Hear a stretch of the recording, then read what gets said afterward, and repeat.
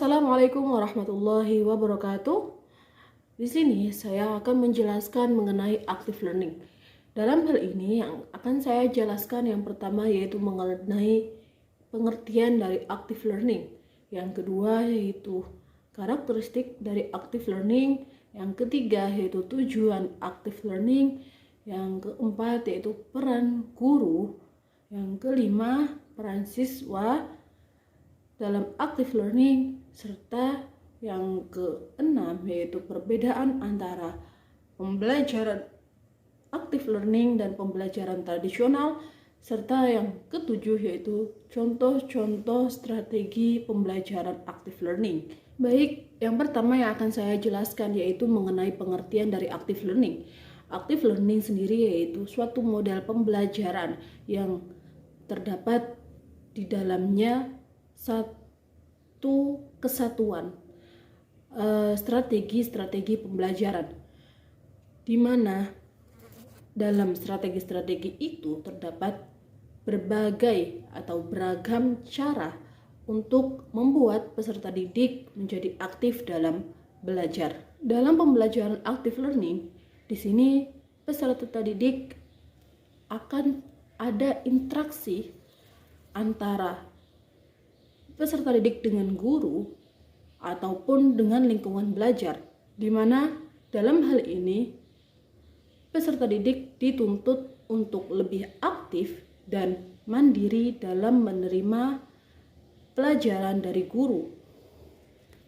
Dan dalam hal ini pembelajaran active learning, strategi pembelajarannya itu memusatkan pada peserta didik atau dikenal dalam dunia pendidikan dengan nama student center.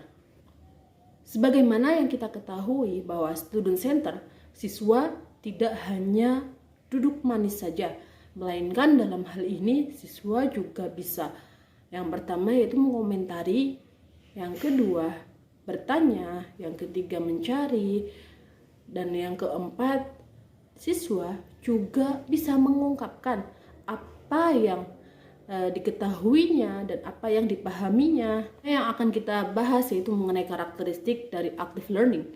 Pertama, penyampaian atau penekanan proses pembelajaran bukan pada penyampaian informasi oleh pengajar, melainkan kepada pengembangan keterampilan, pemikiran, analisis, dan kritis terhadap permasalahan yang dibahas. Kemudian yang kedua yaitu siswa tidak mendengarkan secara pasif, tetapi mengerjakan sesuatu yang berkaitan dengan suatu pelajaran. Kemudian yang ketiga yaitu penekanan pada eksplorasi nilai-nilai dan sikap-sikap yang berkenaan dengan materi pelajaran. Yang keempat yaitu siswa dituntut untuk berpikir kritis, menganalisa, serta mengevaluasi.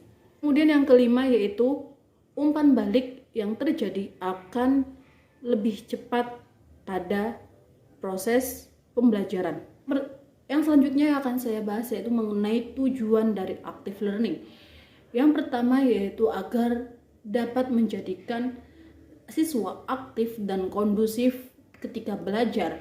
Selain itu supaya terwujudnya suasana belajar yang dinamis, efektif, efisien, serta jauh dari suasana yang menjenuhkan dan membosankan. Selanjutnya tujuan yang kedua yaitu dalam hal ini active learning menjadikan siswa itu aktif sejak awal mula pembelajaran, serta siswa juga selain memiliki sikap yang aktif, sikap aktif dalam pembelajaran, siswa juga mempengaruhi opini mereka mengenai mempertahankan belajar, sehingga belajar menjadi hal yang tidak terlupakan. Selanjutnya yaitu bagaimana peran guru dan siswa dalam active learning. Yang pertama itu peran guru. Peran guru dalam pembelajaran active learning yaitu sebagai fasilitator. Fasilitator adalah seseorang yang membantu peserta didik untuk belajar dan memiliki keterampilan yang diperlukan dalam mencapai tujuan pembelajaran. Selain itu, guru juga sebagai fasilitator harus mampu memfasilitasi mengenai yang pertama yaitu pedagogik, yang kedua psikologis, dan yang ketiga yaitu akademik siswa. Karena bagaimanapun hal itu akan mampu mengembangkan struktur kognitif siswa. Dalam kata lain, guru harus mampu menguasai yaitu mengenai teori pendidikan, metode pembelajaran, dan penguasaan bahan ajar agar pembelajaran active learning ini dapat berjalan dengan baik. Selanjutnya yaitu mengenai peran siswa. Dalam hal ini, siswa yaitu sebagai media atau yang menjalankan apapun mengenai apa saja yang diarahkan oleh guru, baik itu mengenai permainan dalam pembelajaran, strategi dalam pembelajaran, metode dalam pembelajaran. Semuanya hal itu untuk terlaksananya pembelajaran active learning. Selanjutnya yang akan saya bahas yaitu mengenai perbedaan antara active learning dan pembelajaran tradisional. Yang pertama yaitu metode pembelajaran active learning itu berpusat pada siswa, sedangkan metode pembelajaran tradisional hanya berpusat kepada guru. Kedua yaitu model pembelajaran active learning itu menggunakan berbagai media atau strategi pembelajaran untuk melibatkan siswa dalam kegiatan belajar. Sedangkan dalam pembelajaran tradisional hanya menggunakan model ceramah atau satu arah, yakni guru. Kemudian yang ketiga yaitu perbedaan antara active learning dan model pembelajaran tradisional, yakni model pembelajaran active learning memberikan kesempatan pada siswa untuk menunjukkan ide-ide mereka, sedangkan dalam model pembelajaran tradisional tidak demikian. Kemudian selanjutnya yaitu perbedaan yang keempat.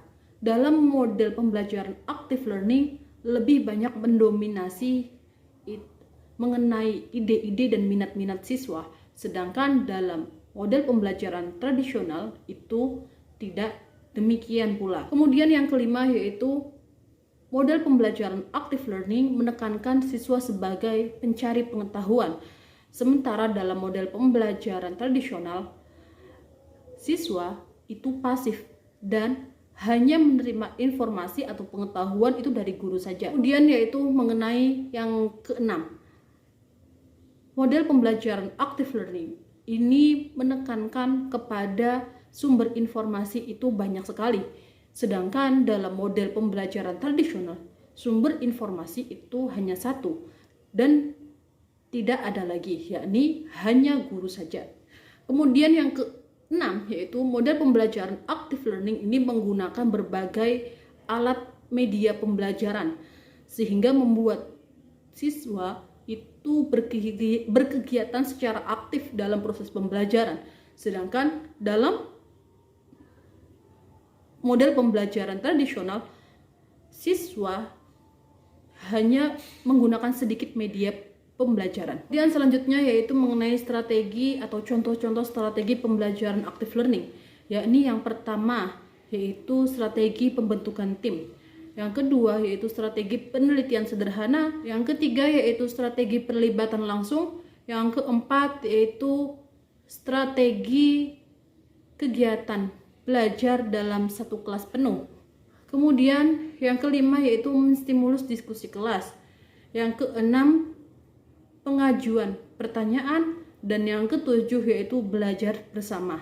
Kemudian selanjutnya yaitu yang kedelapan belajar secara mandiri, yang kesembilan yaitu belajar secara efektif. Kemudian yang 10 yaitu pengembangan keterampilan, 11 yaitu strategi peninjauan kembali, 12 yaitu penilaian sendiri, yang ke-13 yaitu perencanaan masa depan. Kemudian yang ke-14 yaitu ucapan perpisahan.